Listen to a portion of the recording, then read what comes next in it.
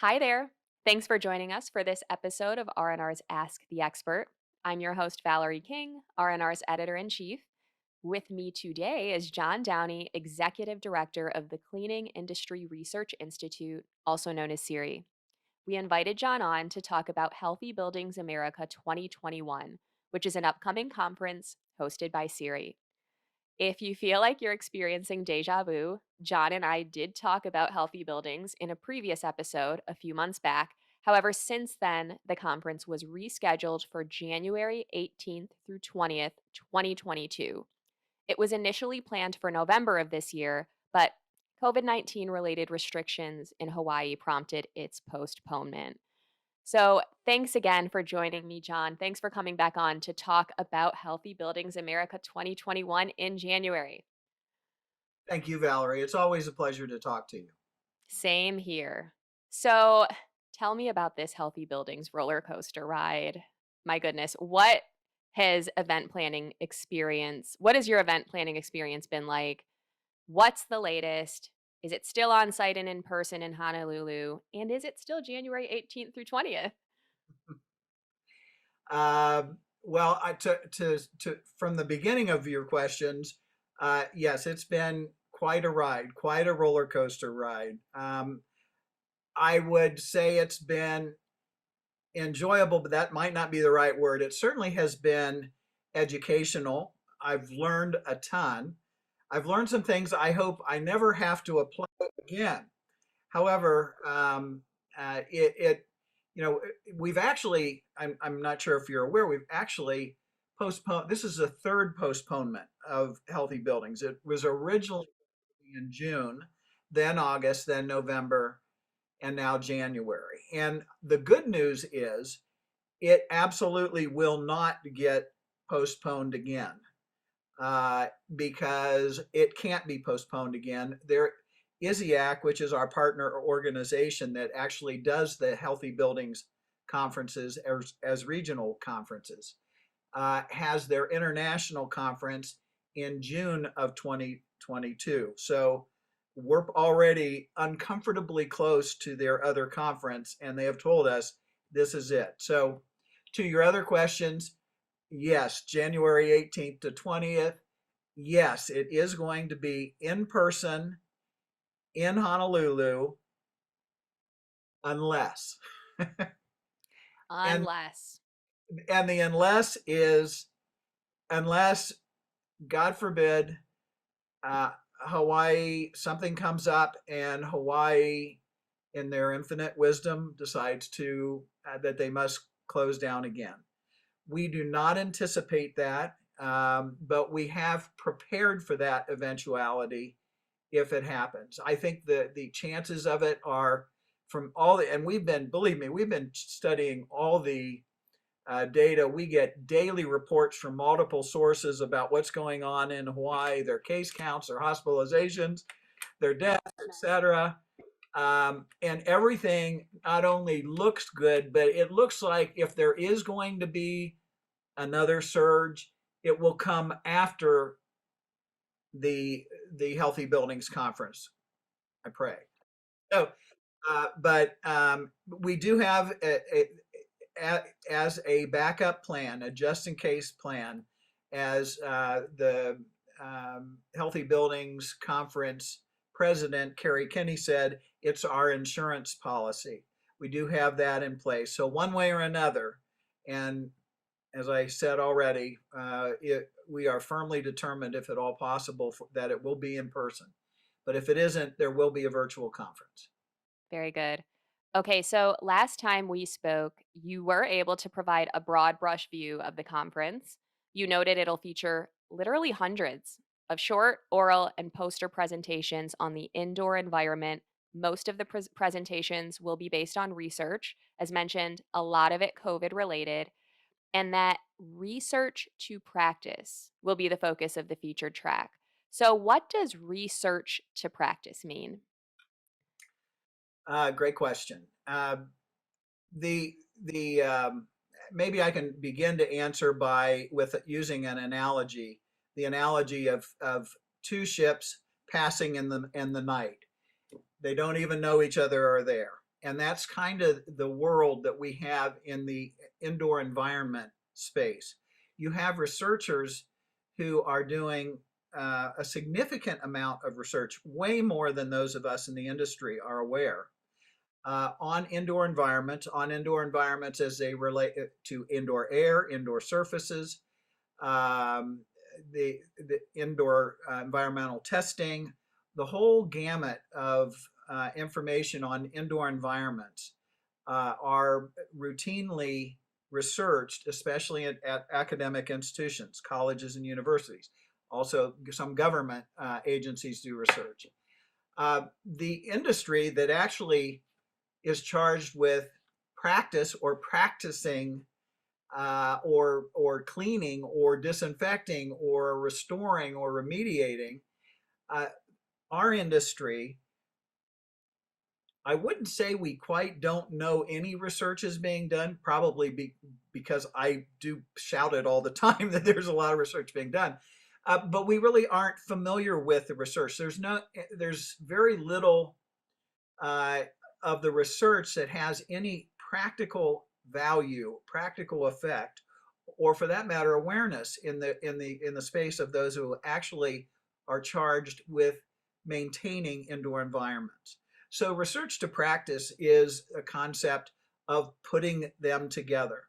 Uh, Environmental scientists need to know about the world that the practitioner is working in, and what is, and what sort of information would be valuable to practitioners as opposed to what might be brainstormed in a faculty lounge among scientists, which is good information, but it's not necessarily useful. Now, it's not that no that it's not an all or nothing thing, but there are a significant number of academic researchers who are keenly aware of the shortcomings of a lot of their research because it goes from study to paper to published in a peer-reviewed journal to a shelf where it is never seen again. So, and that happens too often, and they know it. So, with what we are, what they want is they want there to be a practical value, and if there is a practical value, they're going to be a higher they're going to be higher in the priority for funding of their research, and so that's their incentive. Our incentive needs to be to make sure that the things that we do is based on, well, I guess short answer is science, based on factual information rather than anecdote or an equipment supplier's propaganda sheet.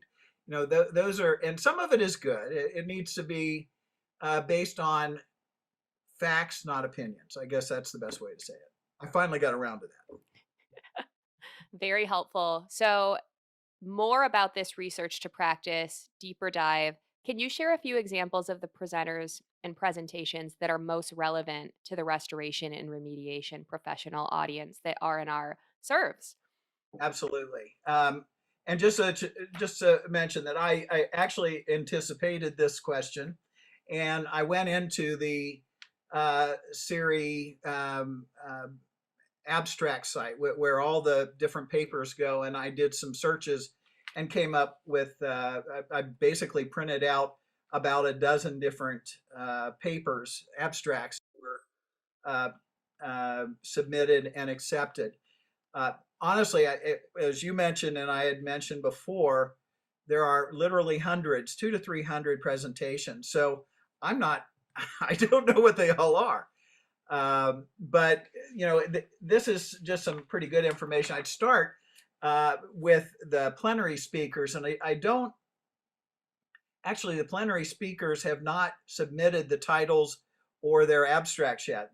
They are VIP people, so because they are VIPs, we aren't. We allow them to decide when they're going to provide us with this information. But the list includes Greg Whiteley, who is a member of CIRI's Science Advisory Council. I think you may have even worked with Greg at one time or another, and he has maybe helped you. Greg is involved in academic research, but he's also the chairman of a company that serves the cleaning and disaster restoration and especially the disinfection industry. Greg's focus has been on healthcare primarily, hospitals and other types of healthcare. And he's been very involved in biofilm research and what are called, oh, what are they called? Superbugs is what he likes to call them. There are significant problems in healthcare settings where most of it's bacterial, but it can be viral as well. But bacterial contamination it finds its way into immunocompromised patients. And so Greg does a lot of work in that area, and I know that his presentation will be on that. Terry Brennan is a name. I don't personally know Terry, and he is retired now, but I understand that he is a legend in the remediation field. And we were actually did not expect to get Terry as a plenary speaker, but we were surprised when he, I don't know, it might have had something to do with it being in Honolulu. I don't know. Maybe. Let's see, I think he's in the Northeast, and in the wintertime, I don't know, snow and slush in New Jersey or sun and beach and ocean, Honolulu. I don't know why he chose us, but he did. He will talk about things. His perspective, although he's done a fair amount of research, is primarily the perspective of practitioners. So he will provide very much that he's going to be coming at it from that direction. A couple other of the plenary speakers I'll mention. One is Joe Allen, Dr. Joe Allen, who is he's actually nationally known beyond the industry. He's on a lot of television programs, or has been, especially as it relates to COVID. Probably Joe, the thing that really got Joe noticed was he was among the first, in fact, he probably was the first who came out publicly and strongly in support of what turned out to be the obvious fact that COVID is primarily transmitted via aerosol through the air. And Joe actually pointed out and kind of chastised people on the CDC and others who had focused almost exclusively on surfaces or fomites. And so Joe basically turned the discussion to what is actually causing the most problems, and has been very well recognized for that.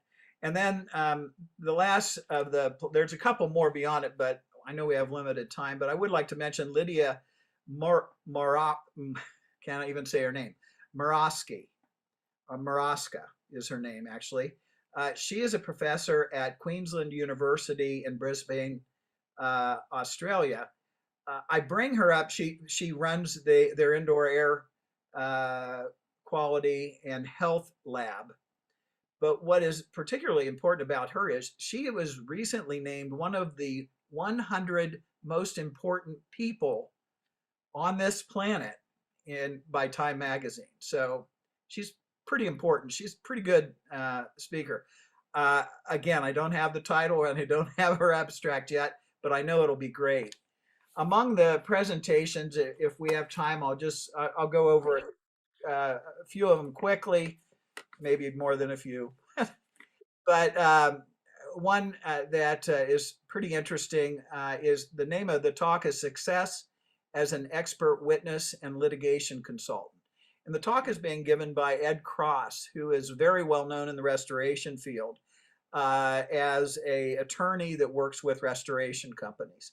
So he's going to be talking about it from that perspective. If you're going to do this, how do you do it successfully? How do you do it well?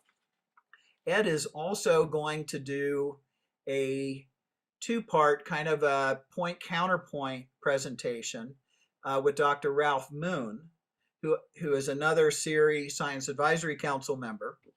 And the title of this talk is Top 5 Errors Made by Restorers and Remediators.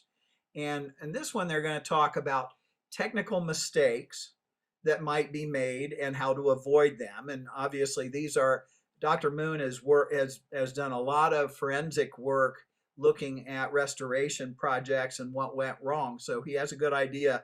All right, what are the mistakes that are made?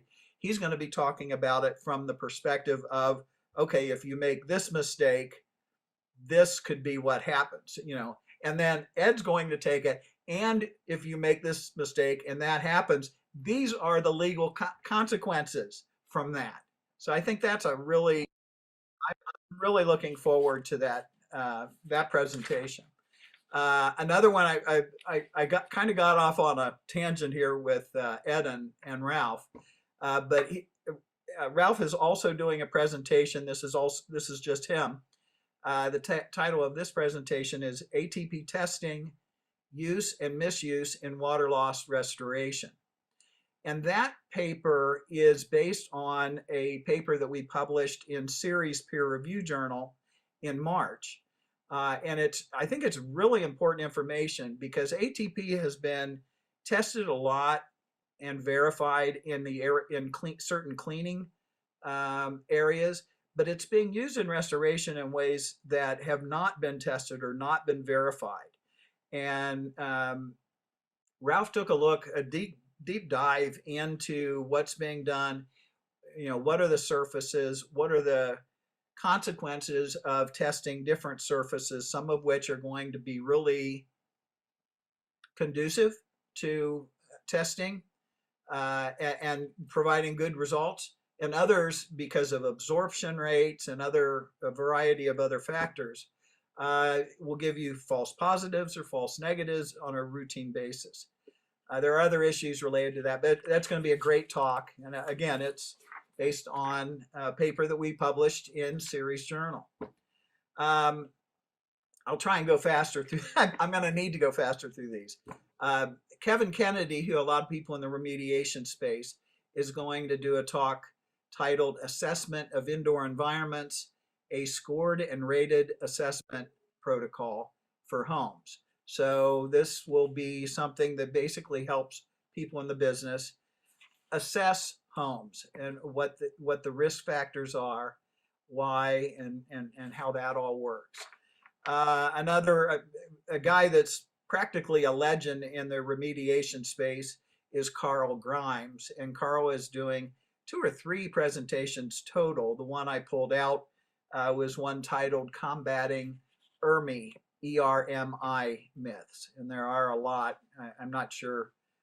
I think some of your viewers and listeners will be familiar with some of those issues. It's mostly related to remediation.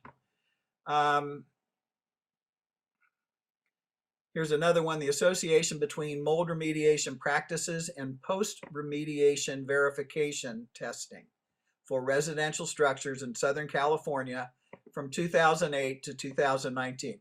This is a good example of how academic type research and what they do. That's a very long title, but it really says they compared practice to verification. And figured out what are the practices that result most commonly in high levels of post-remediation verification of satisfactory results. Again, they had to use 10 words for 4 words of substance, but well, never mind. I won't go there. This was done by an academic researcher, but it's an 11-year study. So, I mean, it's Wow. pretty significant. I'm going to keep, I don't want to go through all of these. Building negative pressure rooms in residential households to support COVID-19 patients. That's kind of relevant to some, especially people in doing both restoration and remediation who are familiar with negative pressure rooms and how to develop them. So that's another one I thought was, it isn't directly related, but it is closely related to the work that people in our industry do. This is a good example of something that with getting some additional feedback from people in the industry, it could be even tailored more so that it is even more impactful for those in the industry, useful for those in the industry.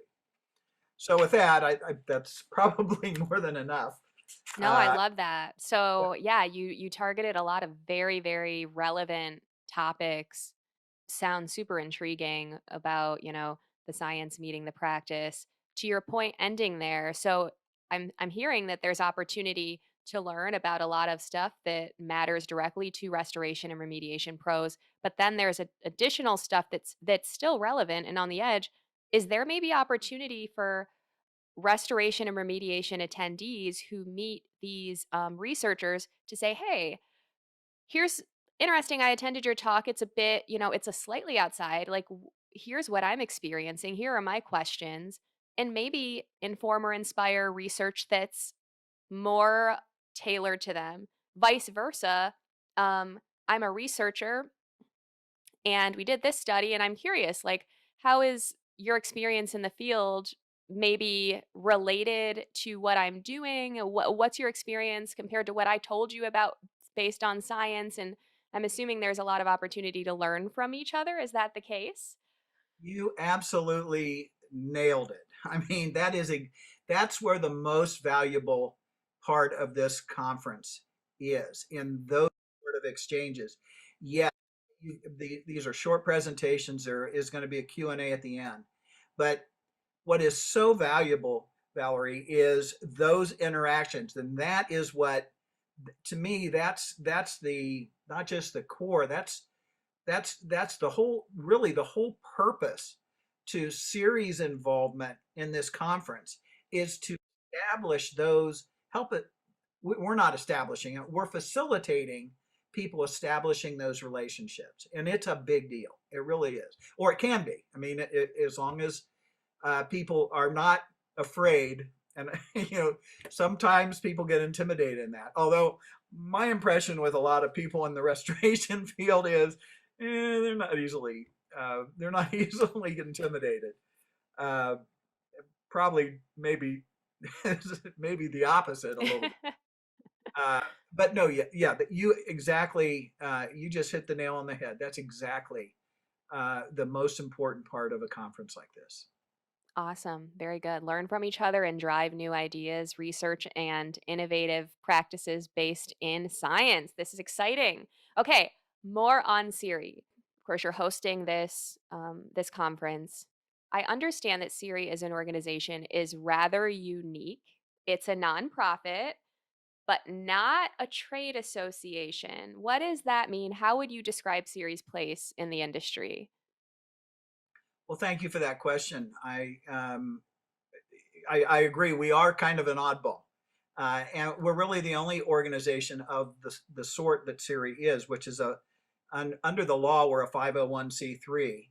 And in terms of the type of 501c3, we are a science and research organization. Um, what does that mean? In a practical sense, what actually not even practical in a legal sense, it means that we serve not our members, we serve the industry and we serve the public. And in CIRI's case, our members are basically like our they are our co-workers in this, in establishing and promoting and facilitating um, cleaning science, and so that's kind of different. Um, so the other thing about CIRI is that our focus is going to be on a couple areas, and our focus in that I would describe us as being, our focus is very narrow but very deep. Uh, basically do two things. We do science, we do research. We don't do a lot of research, and we'd like to be able to do more, but we need organizations that would be interested to basically work with us on research. We don't have a budget. We're not a big company. We don't have a lot of money in the bank, but we can do research. But probably, and actually certainly right now, the more important thing is that we can and will and do communicate the science. And we do that in a variety of forms, through our website, through papers, through our publication. If you don't mind, Please. a short commercial for this is our newest issue of cleaning, the Journal of Cleaning Science. We The recently Journal of Cleaning Science. yes, the Journal of Cleaning Science. Um, so what we do is we basically feel like there is a need for an organization. Actually, we don't feel there is a need for an organization that provides independent, verified technical information on the science of cleaning and disaster restoration. And that's what we do. As it relates to like this conference, and we had talked about the conference, CIRI's role in that, and it's why we felt it was really important that we do this, is there needs to be a organization there that connects these researchers, knows their world, with the people that are practitioners, the contractors, the restorers, the remediators. So, and then I describe us a lot of times as we're like a connective tissue between these two worlds. We're taking these two ships that are passing in the night. Now, hopefully, they're not going to collide and both go down, but we're trying to bring them together in some light so that they can communicate and provide mutual value. That's what they'll do, is they'll provide, if we do this right, it will result in strong mutual value both to people in our industries, researchers, practitioners, contractors, and also for the people that do research, so that their research is more relevant to the real world. All right, this has been great. Love the idea of this mutually beneficial relationship that you are building through CIRI, specifically through this upcoming Healthy Buildings 2021 event in January in the beautiful Hawaii. So, any final thoughts, John, that you'd like to share with our viewers or listeners? Well, I guess I would go back to the beginning, just to reiterate how important it is, if it's possible for people that are viewing this or listening to this, to attend the conference in person. I think it will be very worthwhile, as really the things that we've talked about, uh, as we've talked here, would illustrate why. But if at all possible, attend in person. It would be great. We'd love to have as many people as possible, and we are anticipating, as I said, that we will be live in person in Hawaii. Another factor, or another thing I wanted to mention that I forgot before, is we do have an early bird deadline that's coming up soon. It's on November 10th, so there's early bird pricing available until November 10th, and the way to register would be through our website. The website address is hb 2021 hyphen america.org. Again, hb 2021 hyphen america.org. One last thing I will mention, I just can't get over this, is that we've got all this set up for Healthy Buildings America 2021, and this is going to be held when? 2022. It just, you know what? It kind of tops off the roller coaster ride. Absolutely. That's too funny. All right. Well, this has been great, John. It's so nice to get together with you again and learn about CIRI, what's up for healthy buildings. We got an even deeper dive on the presentations, which sound very intriguing and a lot of relevance to our industry. So, before we go, I will ask one more question. For those who want to learn more about healthy buildings and register, they go to that website that you just listed, correct? Yes, that is the best way to register. Ultimately, it's an online registration. If they were to call to register, we would basically just have to key in their information from the phone into the registration site, and then we would need to have like credit card information and all that. And we really don't want to have that if we don't have to. So using that, the main website, go to the registration page, and it's all very self-explanatory from there. Really, they can register up until the day before. Perfect. It is really not going to probably, unless they're already in Hawaii, it There you probably go. very good idea, but they can. But I say that, I also should mention that if you register to attend in person, but for whatever reason are not able to, registrations are completely transferable from online or from in person to online. So if you register for in person but aren't able to go, you still have a fallback. It isn't going to cost you anything. In fact, um, we don't charge any extra fees or anything for people to change if they have to change their registration. Okay, that is good to know. Thank you again, John. You're welcome. Thank you so much. Yes. Take care. Thanks. Well, listeners and viewers, for more insights on restoration, remediation, and the people behind it all, visit our website, randrmagonline.com, Apple, Spotify, or YouTube. If you haven't yet, please be sure to follow our podcast to keep up with our latest episodes and give us a quick review and rating if you could. We're also on LinkedIn, Twitter, and Facebook, so we invite you to follow us there too. This has been R&R's Ask the Expert. Thank you for listening.